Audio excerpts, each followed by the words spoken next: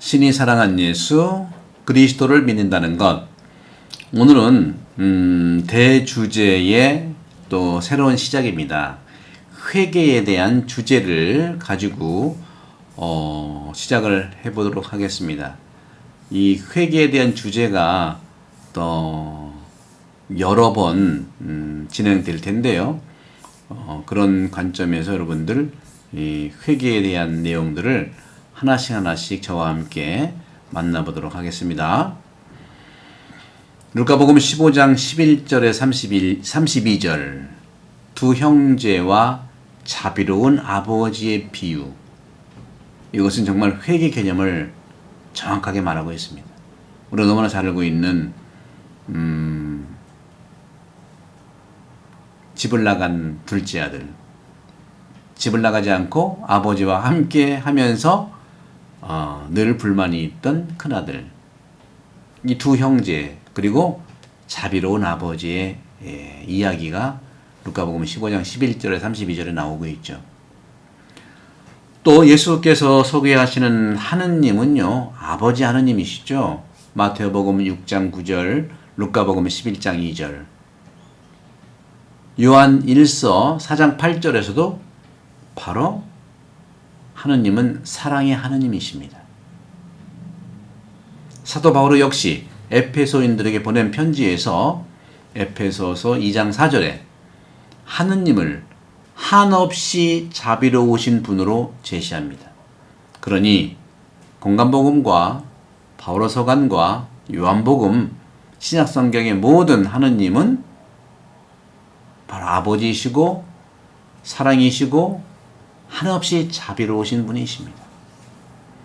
이렇게 예수께서는 자비의 아버지 하느님을 비유의 언어로 소개하십니다. 궁극적으로 예수께서 십자가 죽음과 부활을 통해 아버지, 곧 한없이 자비로우신 하느님의 현존을 결정적으로 계시하신 것입니다. 예수님의 십자가 사건, 십자가 돌아가신 그 사건이야말로 바로 한없이 자비로우신 하느님의 현존을 드러내는 것입니다. 제가 이 십자가를 한번 보여드릴까 하는데요. 네, 이 십자가는 약간 독특하죠? 네, 일반 십자가가 아니라 예수님께서 십자가에 매달려 계시는데 한쪽, 그렇죠? 한쪽 오른손이 이제 내려오면서 이렇게 잡아주는데, 이건 뭘 의미하냐면 구에소에서 있는 우리 죄인들을 손으로 잡아주시는 겁니다. 이런 에피소드가 있대요. 고해성사를 보는데 하도 신부님이 고해소에서 고해하는 내용이 항상 똑같았대요. 매일 똑같은 거, 똑같은 말 계속 하고. 그래서 신부님이 좀 근데 그날 또 피곤했던 것 같아요. 너무 짜증이 나가지고 똑같은 그 죄를 항상 그 고백하려면 내가 성사 안 주겠다. 예, 나가시오. 뭐 그렇게 했던 것 같아요. 그러자 예수님께서 아들아, 죄는 네가 아니라 내가 용서해 주는 거란다 하면서 손을 내밀어서 그 고해소에 똑같은 죄를 고백하는 그 고해자한테 손을 건네신다는 그런 이런 일화가 있는 십자가예요. 저는 그래서 이 십자가는 보물처럼 가지고 다녀요. 이 십자가를 제가 어떻게 얻었냐면, 지금은 총주교구장이시죠. 우리 이제 김주교님, 김주교님이 계세요. 제가 이제 학교에 있을 때 또 교수 신부님으로 같이 김종강 시몬 주교님 되시기 전에 저한테 이 십자가를 주셨어요. 그래서 저는 이 십자가를 갑오처럼 가지고 다니면서 정말 죄인들에게 내가 아니라 주님이 이렇게 손을 잡아주신다는 것을 늘 말씀을 드리고, 이렇게 유튜브에서도 말씀을 드립니다.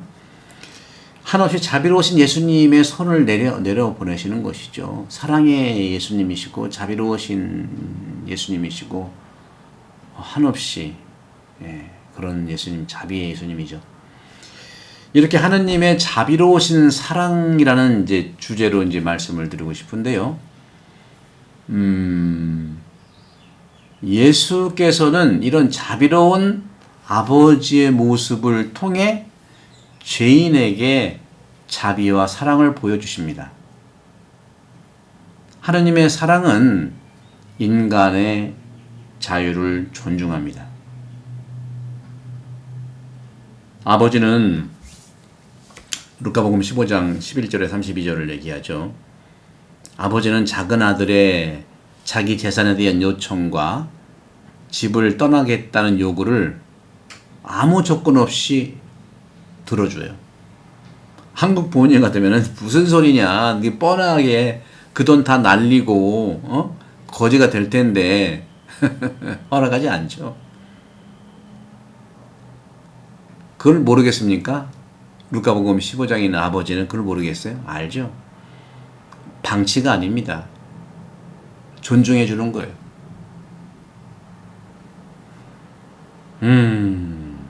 자유를 부여하는 하느님의 사랑. 그 사랑은 집 떠났던 아들이 타지방에서 비참한 처지에 빠진 모습을 지켜보면서도 언제 돌아오는지 그 아들을 집 앞에서 항상 기다리는 아버지의 모습 안에서 보이는 것이죠. 사랑이 바로 거기서 보이는 겁니다. 사랑은 뻔히 불보듯 너가 탕진하고 할 거니까 하지 말라고 막고 또 막고 또 막고 이렇게 컨트롤하는 것이 아버지가 사랑이 아닙니다. 아버지는요, 돌아오는 아들을 반갑게 맞아들이고 그에게 옷과 반지와 신발을 주어 아들 본래의 지위를 회복시켜 주십니다. 뿐만 아니라 기쁨의 잔치를 벌여주죠.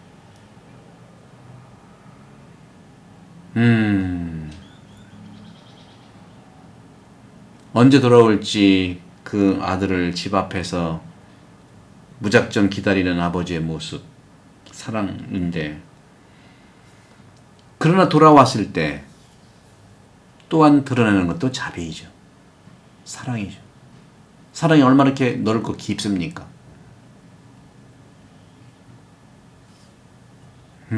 아버지는 돌아오는 아들을 정말 그렇게 반겨줍니다. 이렇게 돌아와 기뻐하며 벌이는 아버지의 잔치에 한편 큰아들은, 즉 작은 아들이 돌아와 기뻐하며 벌인 잔치에 큰아들은 항변하죠. 이렇게 항변하는 큰아들을 또 대하는 아버지의 태도에서도 아버지의 사랑과 자비가 드러납니다. 이것이 바로 성경이 하느님을 얘기하는 거예요. 어떤 아시아 학자, 동양 학자는 인격적인 그런 보이는 신은 소용이 없고, 동학에서도 최수은 그분이 이제 서학이라고 하는 거에서 완전히 이제 돌아서는데, 저는 신학적인 입장에서 천주 시리를 만났고 그 당시에 토미즘에 조금 스트릭한 측면들을 봐서 겁을 낸 거는 사실을 저는 이제 이해를 합니다. 하지만 복음서를 만나보십시오. 복음서를 만나보면 그런 것이 아니에요. 복음서는 바로 사랑이시고 자비하신 그 하느님을 얘기하는 것이죠. 그래서 큰아들을 대하는 아버지의 태도에서도 아버지의 사랑이 나타나는 것이죠. 여기에서 인간적 기준을 넘어 누구에게나 미치는 하느님의 사랑을 발견할 수가 있습니다.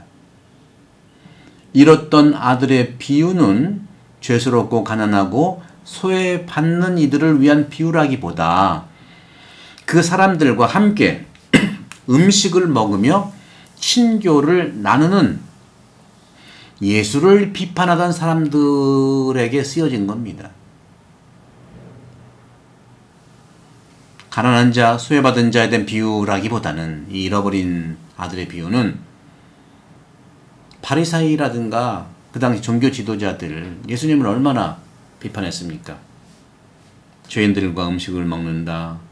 그렇죠? 또 그 당시에 많은 그런 부정적인 사람들과 함께 지낸다 하는 비판. 예수님을 통해서 전해지는 하느님의 자비에 대한 기쁜 소식이 그들에게도 주어졌음을 의미하는 것인데, 그렇기 때문에 이 비유의 핵심 언어가 회개라는 것이죠. 예수님은 그들에게도 해당되는 것이죠. 회개의 축복. 왜 예수님은 거린들하고 죄인들하고 식사를 왜 했을까요? 하느님께 속한 사람이라는 것을 확인하기 위해서예요. 모든 해는 똑같이 다 비추는 것이죠. 누구에게나 비추는 것이 햇빛입니다. 하느님의 사랑입니다. 그래서